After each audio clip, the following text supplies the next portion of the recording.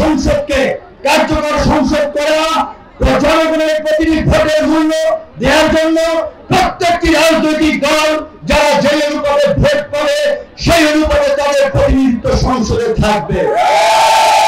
একদল এককভাবে ক্ষমতায় গেলে কি হয় সেইটা আমরা গত 50 বছরে দেখেছি।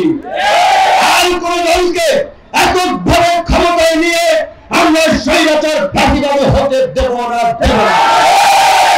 বিএনপি সহ 42টি দল আমরা যুবক আন্দোলন করেছি, কিন্তু দুঃখের বিষয় এই ক্ষমতায় যেতে না যেতেই বিএনপি নেতা কর্মীদের চেহারার বদল আমরা দেখতে পাচ্ছি।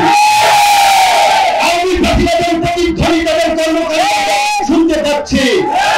তাদের পরিষ্কার কথা, বিএনপি যদি এটা উপলব্ধি করে যারা আন্দোলন করেছে বিগত 1.5 দশক রক্ত দিয়েছে তাদের নিয়ে জাতীয় সরকার করবে, তাদের মূল্যায়ন করবে, তবে বিএনপির সাথে যোগ হয়ে বিএনপির সাথে রাজনৈতিক সহায়তা হবে। অন্যথায় বিএনপির বাইরে বিকল্প যোগ হবে, বিকল্প শক্তিকে নিয়ে এককভাবে নির্বাচন করা হবে।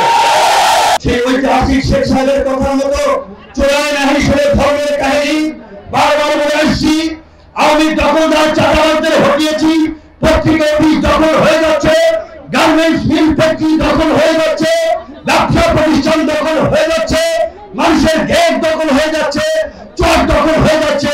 এই দখলদারির জন্য ছাত্র জনতা জীবন দেয় নাই। কিন্তু এই যে 94 সালে ধর্মের কাহিনী যারা এগুলো করছে তাদের কানে যাচ্ছে না। সরকারকে আমরা অনুরোধ করবো অবৈধ অস্ত্র উদ্ধারের জন্য যেমনি ভাবে যৌথ বাহিনী আনানো হয়েছে, অনতিবিলম্বে এই দখলদারের চাঁদাবাজ মাফিয়াদের দমন করার জন্য এই যৌথ বাহিনীকে দিয়ে সন্ত্রাস বিরোধী কার্যক্রম পরিচালনা করতে হবে।